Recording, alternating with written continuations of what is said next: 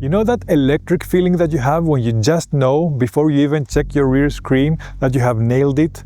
That dopamine rush, that yes moment that is echoing through your chest? Most photographers are chasing this all their lives, including me.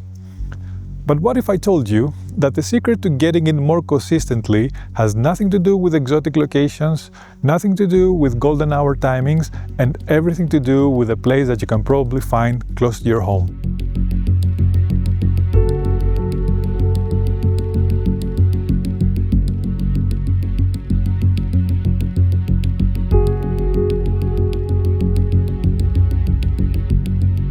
Let's talk about what actually happens in that moment.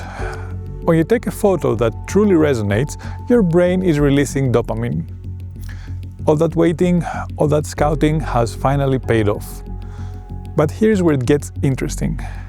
In contemporary landscape photography, you might argue that the same thing applies. Photographers scout locations, they wait a lot of time, they use apps to track weather and light, and they execute meticulously planned shots. Yes, they are impressive, they get the likes, and they win competitions. But there is a critical difference. There is a disconnect between technical achievement and personal resonance. When you travel to that iconic location, follow the plan, and nail the shot everyone expects, that's satisfaction, maybe even pride. But it's not the same dopamine hit. Why? Because deep down you know that eventually 100 photographers are gonna capture the exact same image this year. You executed someone else's vision, even if you did it beautifully. The shots that give you that lasting yes feeling, the ones that still make your heart race after years, those happen when you recognize something only you could see in that moment. Not because you were there at the right time, but because your unique perspective, your history with that place, your creative intuition converged into something that couldn't be replicated. You didn't capture a moment, you captured your moment, and your brain knows the difference. So what's the one thing that nobody's telling you? Unfamiliar places actually work against that dopamine fix. When you are somewhere new, your brain goes into survival mode. You have all those visual stimuli, you're thinking about logistics, and you have to tackle the anxiety of being somewhere new. But what about in a place that is familiar? All that load drops almost to zero. When you're in a place that you already know, your brain goes into what psychologists call the flow state. You start seeing through the location, to the light, to the geometry, to that decisive moment. You become a hunter that knows every inch of their territory. This is an advantage, and it is called intimacy with the location. Gives you something that a tourist will never have. Timing. You know when that building catches the light just right. You know which days the fog rolls in. You know the rhythm of human movement through that space. You know when is the best time for the fall colors. This isn't about taking the same photo twice. This is about having a relationship with the place that will allow you to take images that other people will miss. Every season, every weather change, every shift in your own perspective reveals something new. That's when the dopamine hits become more frequent. Not when you are discovering a place, but when you are rediscovering it. So come along and I will walk you through the images I'm gonna take in this location, a location that I have visited many times before, and a location that always provides because I know it very well and it feels like home.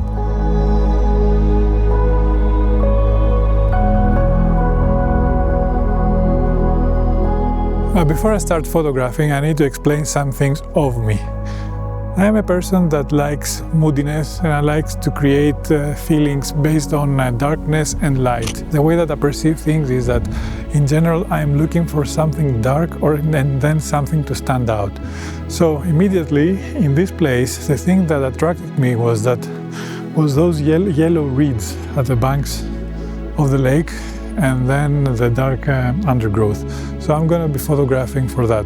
It's riddled with stones as well, which will also create the dark just exposition against the bright reeds. I'm not photographing because I like the juxtaposition. I am photographing because in my mind the darkness and the light creates an escape through all this darkness. And this is what I am generally after, not only in my landscape photos, but wherever I am. Especially here, in this familiar place, I know my whereabouts, so it's gonna be easier for me to find composition and hopefully get that yes feeling.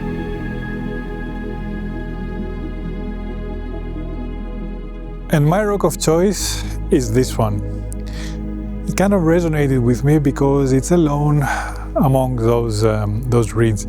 The moment I saw it and the moment I looked at it, it created me a feeling of isolation.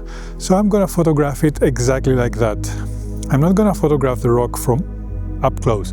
I'm not interested in showing you just a rock in a field. I'm gonna step away further like that, and hopefully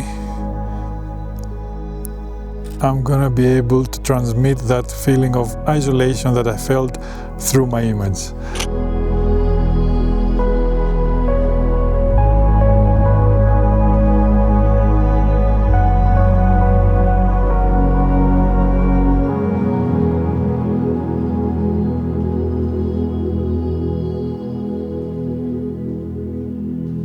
Now, what attracted me here is that dried up stream that leads into the lake, but from this angle, in that bend, it looks like it's a dead end. So it gives a sense of hopelessness. And I'm going to exploit that. I'm going to tap into that because this is what resonated with me as I was passing by here. I'm not going to go over the technical aspects. I'm going to give them to you afterwards when I edit this video, like I always do. Just going to focus on taking the image. And the principle is that I'm going to keep the reeds bright and the riverbed dark.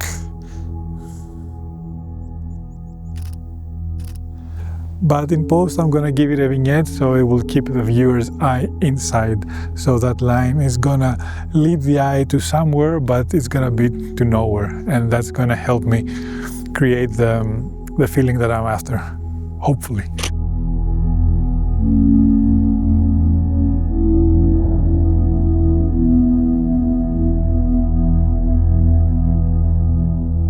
If there is one thing that definitely catches my attention, is those patches of land inside the small lake, but I don't have the elevation to capture it the way I want it. I want it to be from above, so I'm going to be using the drone for this one. It's critical to keep in mind that I'm not just flying the drone looking for images. I see something, I kind of know how it would look from above, and I'm using the right tool for the job.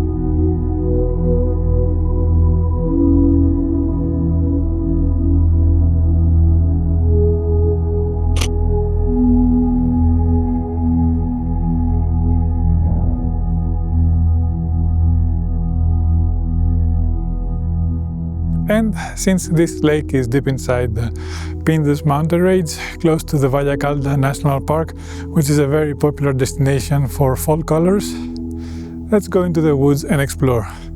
By the way, I hate autumn. Well, not hate, but I don't like it very much. I prefer winter. And if you want to find out, subscribe, because in the next video I am going to be explaining why I do.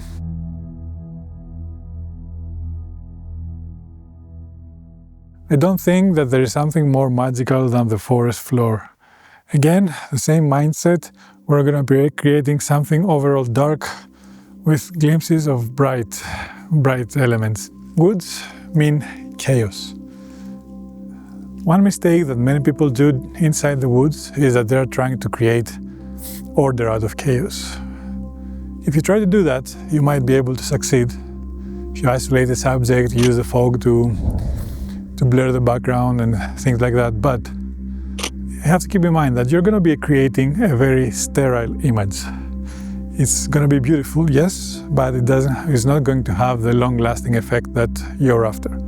So forest is chaos. So the thing that you can do is just embrace chaos.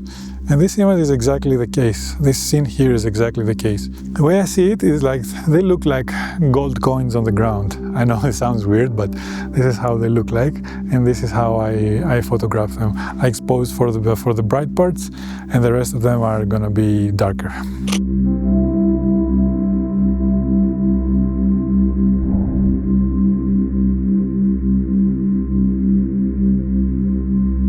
So the next time you're tempted to travel somewhere exotic for that perfect shot, remember this. The photographer who chooses to photograph the same forest, lake, mountain 1,000 times is going to experience more genuine yes moments than the photographer who chooses to chase 1,000 different landmarks.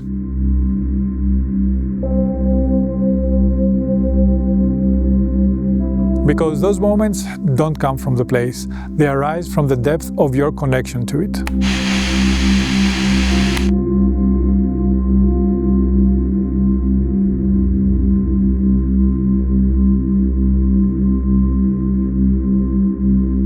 This is a relatively easy picture to be made.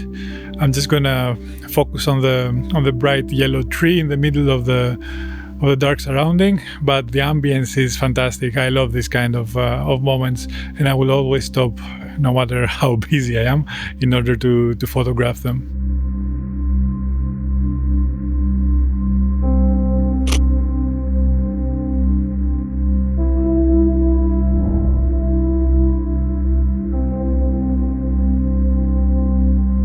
This forest road just keeps on giving and giving. I mean, I don't know if you can see it. Look at that behind me. Look at all that beautiful chaos.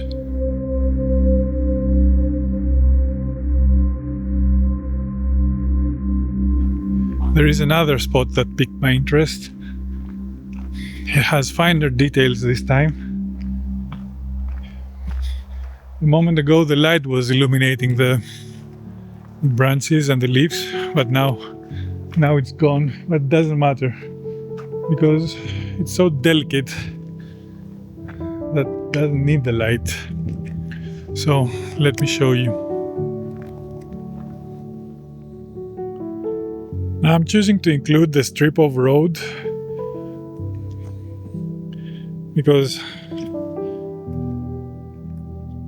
I don't want to have only trees and leaves. I kind of want to ground this to reality, but at the same time, by including the road, it creates a sense of mystery. So here is the final outcome, and let me know in the comments what you think about the images that I have created today.